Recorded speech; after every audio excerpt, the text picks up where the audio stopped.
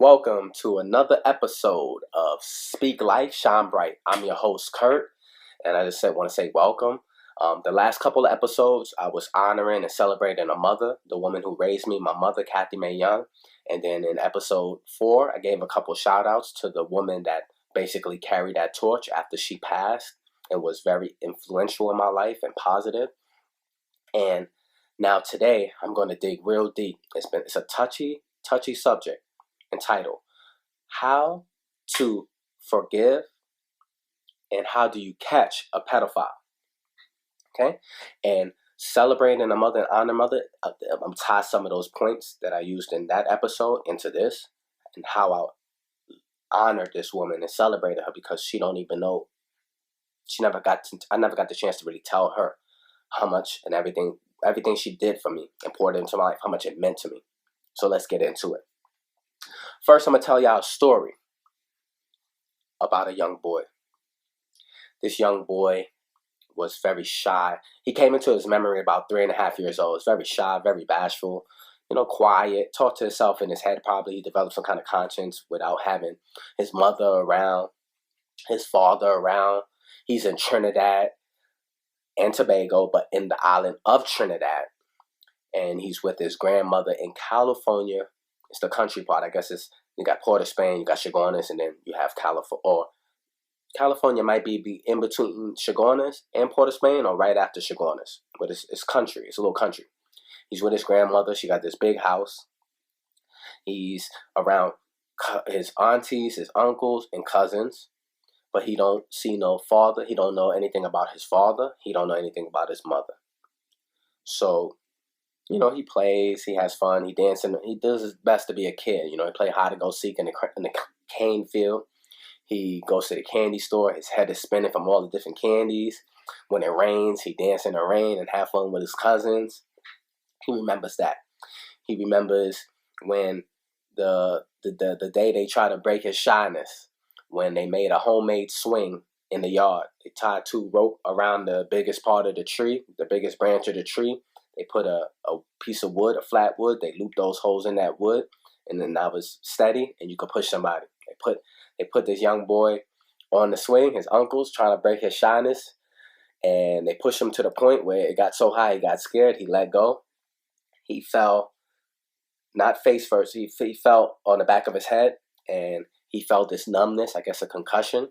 He got blood gushing out of his head, and all he remembered his cousin saying, "Don't tell grandma, don't tell grandma."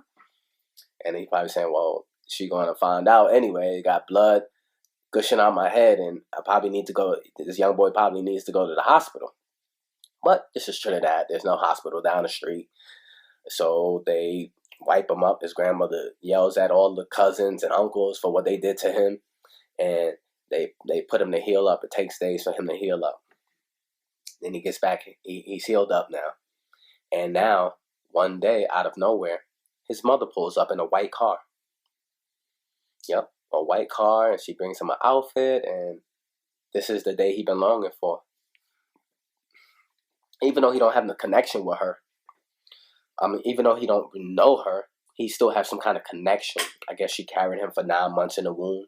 She breastfed him when he was a baby. So there's some kind of connection where he's not afraid to go with her. So she picks him up. And at the time, he remembered having a stomach, a belly. At 3.5 years old, 4 years old, you don't know too much.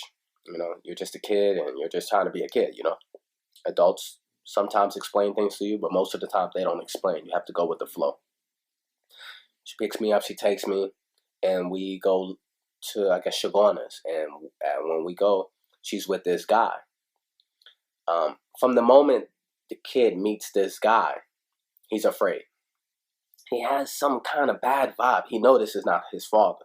I guess maybe that's one thing that probably was known. But it is what it is. He has his bad vibe, but he can't tell his mother. He's just now meeting her. He don't even know how to talk to her.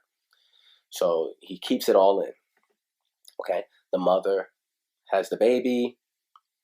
And he missed that part of playing with his cousin. So now he has somebody to play with, but it's just a newborn. He's in the crib. So he would stick his pinky finger in the crib, and then the baby would grab it, and he would twirl the little thing above the crib, and he would hear the little noise, and that was his fun. That was his thing. One day, the mother decides to go out either to shop, work, or whatever she was doing that day. She leaves the kid, the young boy, and his baby brother with her boyfriend, or whoever the person is to her. And when she leaves, the guy calls the young boy into the room. Curtis, when you're young and whatnot, you could be afraid of somebody, but you have to respect your elders and you have to listen. Okay? So he goes in the room and he's in the doorway. He don't want to enter the room. He's already afraid of this person. So he stands in the doorway, and the guy's at the edge of the bed, and he's telling him to come inside. As he's coming in, he's hearing this moaning noise. The guy is watching a movie on VHS, and back in the days, that's VHS. So the VCR, he has a porno tape in playing on the TV. That's why this kid is hearing this moaning noise. He's behind the TV, so now he comes into the front of the TV, and the guy's at the edge of the bed, and the TV's right there. And he said, "Look, you see what that girl is doing to the guy? I want you to do that to me." So he's prepping him up to give him oral sex. The girl's giving, on a porno, the girl is giving the guy oral sex.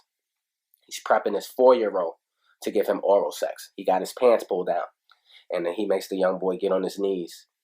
Or maybe the young boy don't have to get on his knees. He's only 4 years old. And he tells him to give him oral sex. So he forces his penis in the young boy's mouth to get oral sex and some kind of pleasure, I guess. And at 4 years old, a kid don't know anything about that. Shouldn't know anything about that. Shouldn't even be put in a position like that, but it's happening. Okay? And this kid is hurting inside. He's knowing, this ain't right. This ain't right. What am I doing? What are you doing to me? But the mother's gone. Nobody could save him. So the kid ended up doing it wrong. His teeth end up scraping the guy's penis or whatever. So he gets mad. He gets upset and he rages in anger. Say, stop. He get on the bed. Take your pants down. Lay on your stomach. He gives him this command. So the kid is hurting already and he's scared, but he has to listen. So he takes his pants off. He gets on the bed. He lays on his stomach. And he remember that container that contains is called Vaseline.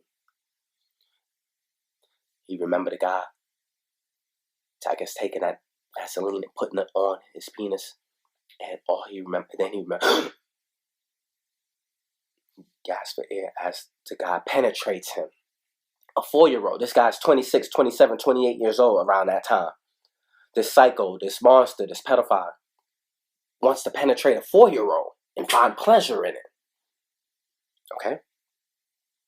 So he penetrates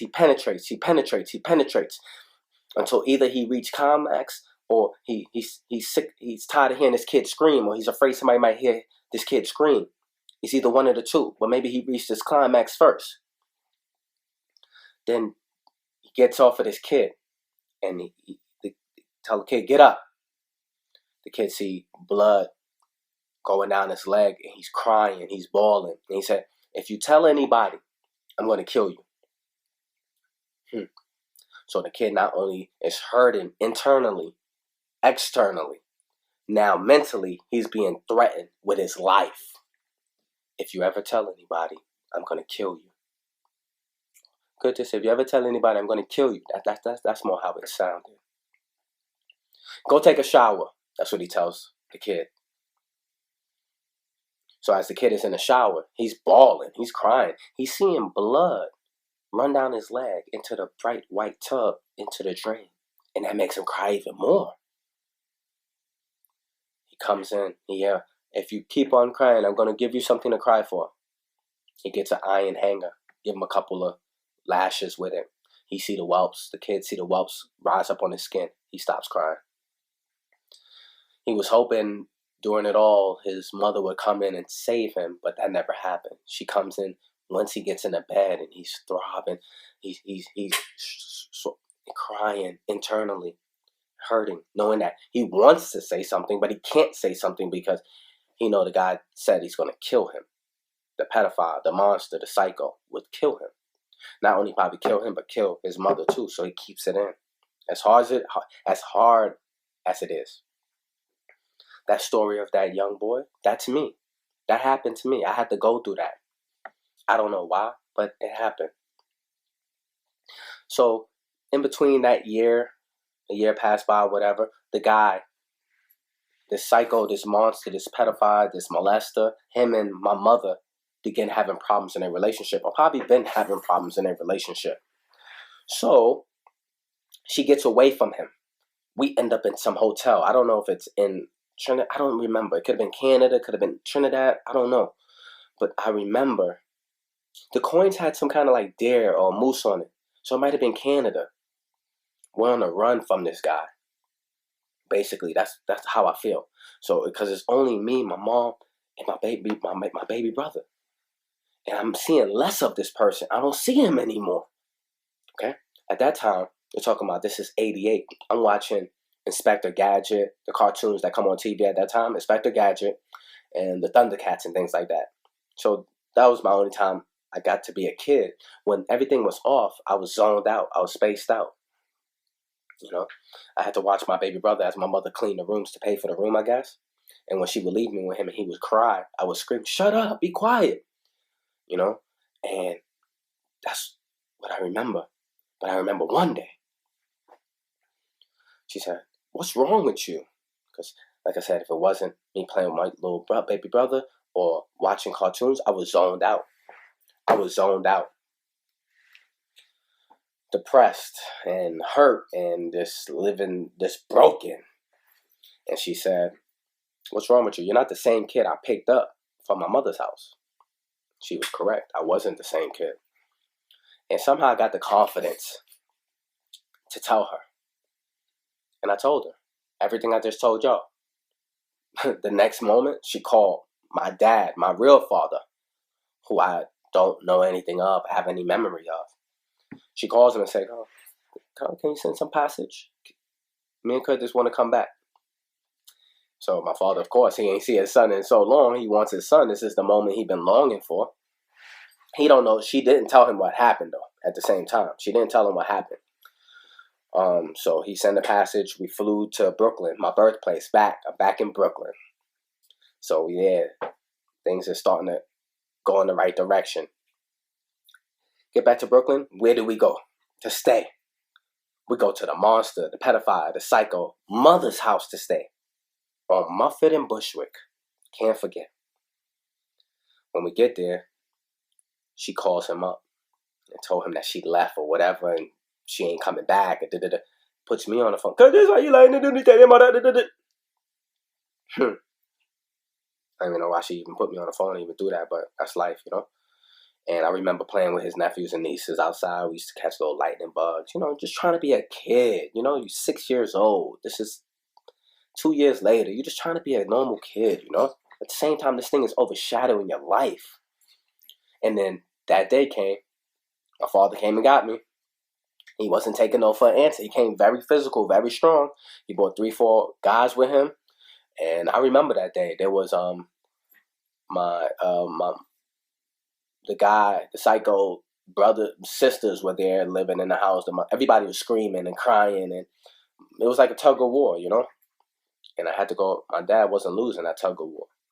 My mom, that was the last time I lived with her. So now that my dad, he got me, he's with this woman. And recently I said, "How long were you with her before you got me?" He said, "I was only dating her for 1 month." And that was the woman I honored in episode 3, honoring and celebrating a mother, Cathy Mae Young. My angel, my mother, she came into my life right on time. Okay? When she came into my life, she didn't know what happened to me. My dad didn't know what happened to me. And one day, me and my dad was living on Dean and Rockaway above the bodega. Then we moved on Ralph and Bergen, I believe. We lived in this basement. It was my dad, my Uncle Kenrick, my mom, Cathy Mae Young, and my dad. And he said, I used to play a little bit, but most of the time I'm spaced out, depressed, hurting inside, carrying this pain. She said, Carl, something's wrong with your son. Yeah, look at him. That's not a normal kid over there just sitting down, just zoned out like that. Curtis, come here. What's the matter? Whatever it is, you can tell me. It's okay. I won't hurt you. I told her everything I told y'all. Only a month dating a man, a woman find that out, most women will run. Say, hey, Carl, you're a nice man. You're a good man. You're trying to take your son, and things like that. You got a good business going. But this is too much for me, I can't be, this is too much. I'm young. They're in their 20s. But no, guess what she said? Carl, we got to get him some help. We got to get him some help. Whatever you need for me to do, I'm here to do it. She became my mother overnight. She became my angel. She didn't even know these things. But I'm sharing these things with y'all as I tell you the story. They got me in the G building. It's considered a psycho building, but they still do regular counseling in there and get you evaluated before they can get you up to before you push yourself to the psych ward where you're strapped and the medication and all that. The son of Sam went there. ODB went there, before he ended up passing and things like that and getting his record deal. But we're going to talk about that in a later episode dealing with mental health. Since this is the month of May, we'll touch base with that on the next episode. So they got me evaluated. They filed for full custody. Judge Judy, the judge y'all know to be on TV, first started out in family court here in Brooklyn. She was the judge on the case. And they started to get my immunization records up to get me into school. Without that, you can't get into the school. So everything was rolling. Like she put me in the after school program because I didn't know how to read.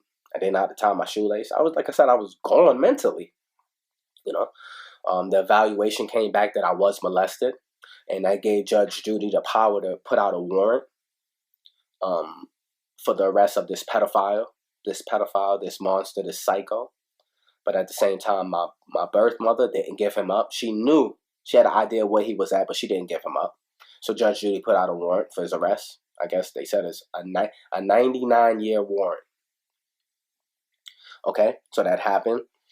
And my dad got granted full custody because he had everything working in his favor. I was molested. I wasn't in school. Like everything was working in his favor. He had this great woman who became my mother overnight. Bam, Judge Judy grant him full custody, grant my mom's partial custody / visitation rights. She had visitation. She had to have somebody over her watch because of what happened. It's only right. The judge did the right thing, I believe. And then she came to visit a couple times. We met on Rogers and Fulton here in Brooklyn. Came the first Sunday, that was cool. The next Sunday, she wasn't there. The next Sunday, she wasn't there. And then I went 8 years without seeing her. But in between those 8 years, my mother, Cathy Mae Young, spoke life into me. She sent me to church after we couldn't live in a basement no more because that's not a suitable place for a child. They got approved for apartment in Albany Projects in 1990. That was the beginning of my mom, Cathy Mae Young, putting this broken cup back together so she can pour into it. She started piecing me back together, sending me to church, speaking life into me. The pastor used to preach about forgiveness and how Jesus died for my sins and how I'm supposed to love my enemies and how I'm supposed to forgive. If I don't forgive, how I expect God to forgive me. All these things was being poured into me. Then my mom and my dad, they went through their little relationship problems here and there. And she told me, Curtis, when you meet a good woman, treat her right. I want you to treat her right. I want you to love her. And she also taught me, she said, when you grow up, I want you to forgive your mother. I didn't know why I'm 11, 12, 13. She's about 11, something, whatever. She's telling me these things. Why? She's planting seeds. She wants me to forgive because she said it's not her fault what happened to me. She planted all those seeds. You know, in a mix of it, her and my dad, they used to have these events, and I guess one time she was in desperate need of someone to watch me at the time because we had my brother Carl, then Khalif, and I think Chad wasn't born yet at that time. I don't think. Yeah, it was this Carl and Khalif, and then she needed somebody to watch me, and one of her friends. And this is the reason why I couldn't record, because what I'm getting ready to tell you is deep too. Watch me. His name is Whitey. I come to find out his name is the Whiteley, but they call him Whitey. Okay? Curtis, Cathy, I watch Curtis. This and that. Oh, he's something, man. He's a good kid. This and that. He's a handsome boy. Da, da, da, da, da. She drops me off over there one evening. Okay? He's right. He got his son, and we could play games and Genesis, and we're playing this game, that game. But then when the son leaves and it started getting dark, he started hugging up on me, saying how much he liked me and how much in this and that. And whenever I'm ready to suck his you-know-what, let him know. Like, huh? I go to sleep that night. Okay? I'll wake up in the middle of the night. This man is humping me. I never told anybody. And the reason I'm sharing this now, because recently somebody was like, yo, Kurt, you don't come check us no more. Because I don't want that person. I don't want to be around that person. If that person come by or whatever, I seen a picture with that person, with his family, who I'm very close with. And I'm like, I haven't seen him in years. Then I found out that if I would have went to that funeral of his brother, I would have seen him there. And that's why I didn't go recently. But this is March 2021, March 12th. I'm on the way to Pittsburgh, and I'm finding out all this information as I go to pick up my daughter to fly to Chicago. And I gotta tell them, hey man, I still got love for y'all, but I don't come around no more. You wanna know why? This is why. The reason why I don't come around no more, because I don't want to be around somebody who told me when I'm ready to let them know to suck they you know what. Or it could have went further. He didn't know I was molested. You didn't know I went through that either, but now you know. So you don't have to assume no more. Okay? Come to find out, the reason why he was able to come to Brooklyn and come to his brother's funeral is because his parole officer let him do that. He was convicted and charged with child molestation from somebody he met in Virginia who had kids. I guess helped him get on his feet. He molested that person's kids. Sons. I don't know how many. I don't know the deep part of the story, but that's enough for me to know. Like, I felt like a muzzle was over my mouth. I couldn't talk no more. I couldn't make I usually make motivational videos on Facebook and my Instagram. I couldn't do nothing for over a month. I was in shock. I was saying, "Dang, that's my fault." If I would have just told somebody what he did to me, maybe it wouldn't have went that far with them boys. He probably could have got some help. Then I woke up the next day and said, "That ain't my fault that he molested some other kids. That's his fault." Maybe I thought it wasn't that serious what he told me or what he did to me, because I already had somebody molested me to the 3rd degree, penetrated me, made me suck their penis and all this and that. Which a kid, if any kid is watching this video, if anybody touch you the wrong way or make you do those things that was done to me, please run to an adult. If adult don't hear you, please go to the nearest police station and let them know you've been touched the wrong way. You've been molested. One was serious penetration. Then I come to find out, I was looking up, damn, did he, even though he didn't make me, force me, and he just humped me, did he? I come to find out I got molested by him too. So I'm like, what? How could I get molested twice? Even though he didn't penetrate, he still molested me. But my mom, she told me to forgive. She didn't know about this. You know, she ended up passing a few years later from cancer. That doesn't take anything away from her or anything, you know, what she meant to me, because she didn't know, you know. And I'm glad she didn't know, because she probably turned in her grave. I don't want that person's mother to know either, because she probably would be so upset. You know what people say? Situations like that. My birth mother, she would say, give it to Jesus. I can't tell her this and talk about this and what I'm pursuing and what I'm looking to do. She would say, give it to Jesus. Forgive. This and that. I did in the years, in my late teens and my 20s, this bothered me. These things bothered me a lot. It affected me from advancing and going to the places I know I can go. I'm going to get there. It's just denying me.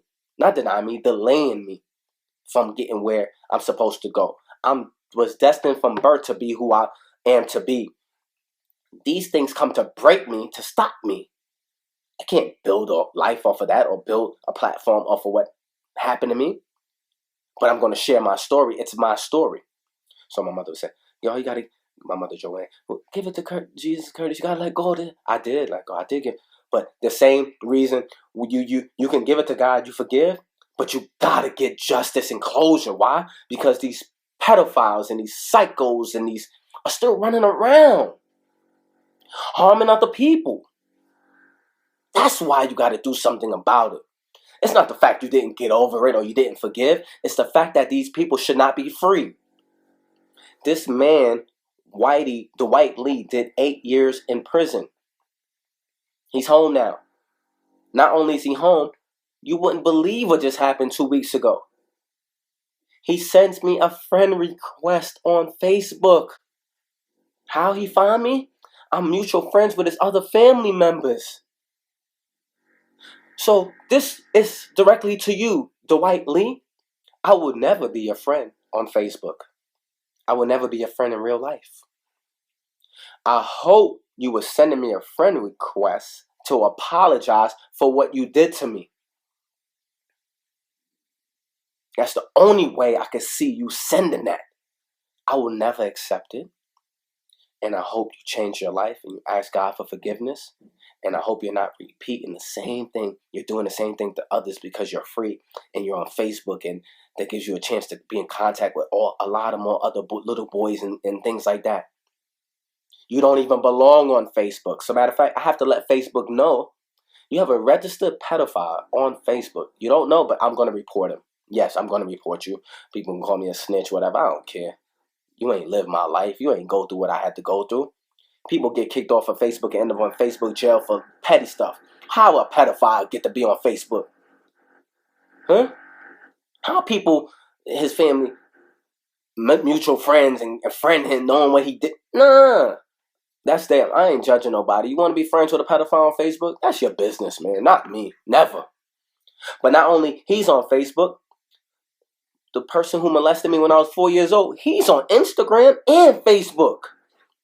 But in closing, I forgave my mother. I forgave you, Dwight Lee. And I forgave the person who molested me when I was 4. All my life, I wanted justice and closure. I didn't get it before the age of 18, which was my parents' responsibility, and I forgive them for that. Now that I'm grown, I've been seeking it. It's just been difficult to get the documents that I need. But now, after hearing what this guy, what the Dwight Lee did to them boys, I know I got to put my foot on the gas now. I got to go all the way to get justice and closure. Ever since 2011, being a alumni of Penn State and seeing what Sandusky did to them boys, them guys on the football team, and they got their justice, they got their closure, I wanted it so bad. Year after year, I keep every day an article or something I hear about somebody getting their justice, their closure, and I never got mine. I deserve justice. I deserve closure. I need it. I want it. I desire it. God, you got to grant it to me. It's not about me. It's about the kid, the next kid that could be hurt, that could possibly go through the same thing that I went through. It's about that woman who's letting that person in their life thinking, oh, this is the love of my life. No, it's not. You don't. Little to you. Only if you knew that you're with a pedophile. You're with a monster. A child molester. You don't even know who you're with. But I'm going to shed light. I'm going to bring all of y'all, expose all of y'all pedophiles to light. And this platform is open for that. Anybody who want to share their story and expose that person, if they didn't get their closure and they didn't get their justice, you're more than welcome to come on. Just contact me. Let me know. We'll set it up. Yeah, I'm going to get my closure. I'm going to get my justice. And just a matter of time. It's just a matter of time. But I forgave this person, the person who molested me when I was 4. I forgive you, Dwight Lee. I forgive my parents for wherever they fell short. Now that I'm grown, it's my time now. You know, I'm still going to be successful. I'm still going to speak life, just like my mom, Cathy Mae Young, spoke life into me and taught me about forgiveness, how to forgive and how to love. I'm going to love the woman I'm with. I'm going to love my kids. I'm not going to drop everything and let this hinder my life. No. People want you to forgive, forgive and give it to Jesus, but get justice. That person is still on the loose. What do you do to a wild dog running loose, biting everybody? They put that animal down because they're afraid he might, even if that dog doesn't, that day he stops biting people and you bring him back to the yard, and then the next day he get loose and again he start biting more people, they put that dog down. So if you're a molester or a pedophile and you're out there hurting kids or raping women or you should be put down. Not through death. I can't say you deserve to die, but some kind of form of, you have to recognize what you did. Some kind of form of punishment should be granted to you. When I got suspended in school and threatened to blow up the school and fight in the school and slapping people, and I was about to go down the wrong path. But thank God for my mom, Cathy Mae Young, and my father, Clarke. They poured a lot into me. And now, through this platform, I want to pour into the world, pour into others who've been through the same thing I've been through, and many other different things I could relate to. You know, been molested, lost the greatest woman in my life to cancer, been molested twice, you know, been shot, this, that, all these different things, but nothing gonna stop me. My brother created a business called The Box, and you see the box? I broke out that box. I'm free now to do what? Speak life and shine bright. That's why we had to change the name of the podcast. That's what I'm destined for. That's what I'm here for. To speak life into that child, into that little girl, that little boy who's trapped right now, being molested. The percentages, I don't know the numbers, but the percentages are very high. You're traumatized before you even get out there into the world. You're damaged by these adults, these monsters, these people that put in the care of you. So, it is what it is. That's life.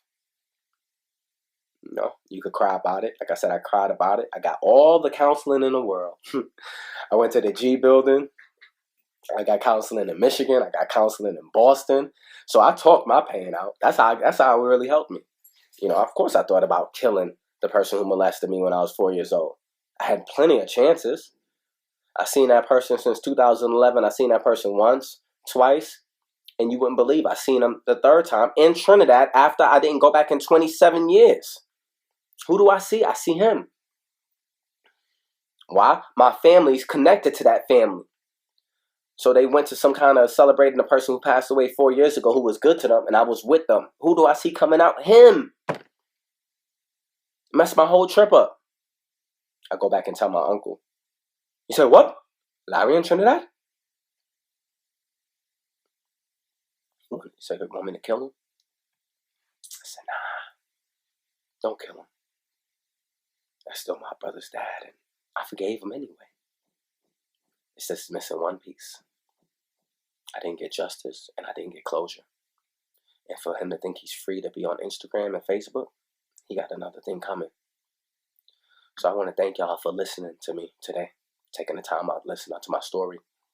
Like I said, the advice I can give to anybody who's been through what I've been through, the first thing you got to do is to forgive. Okay?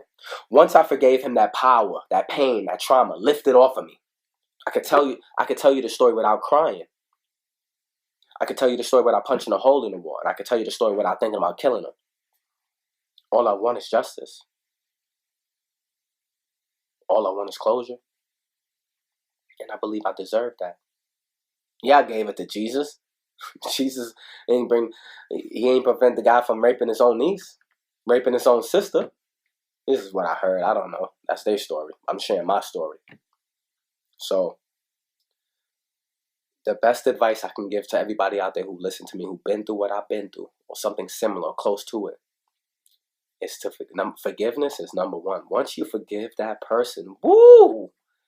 It's like Peter Pan losing his shadow. You get your shadow back. You get your soul back. I got my shadow back. I got my soul back. God gave me that joy to realize what he brought me through. That joy, that pain ain't there. He replaced it with joy. I'm thankful for the angel he placed in my life. She was so good to me. She was so loving to me. And she poured so much into me that I can't take this to the grave. I got to pour it out into you. I got to pour it out to the four corners of the earth with many different subjects and titles through this content, through this podcast. So I'm going to speak life and I'm going to shine bright despite of everything that I've been through. And you can do the same. Thank you for listening to me today. It's been an honor sharing this message. Is so many things try to happen to not let it happen, but I broke that ice. Like I said, delayed, but with God, never denied. Thank you so much. Be encouraged.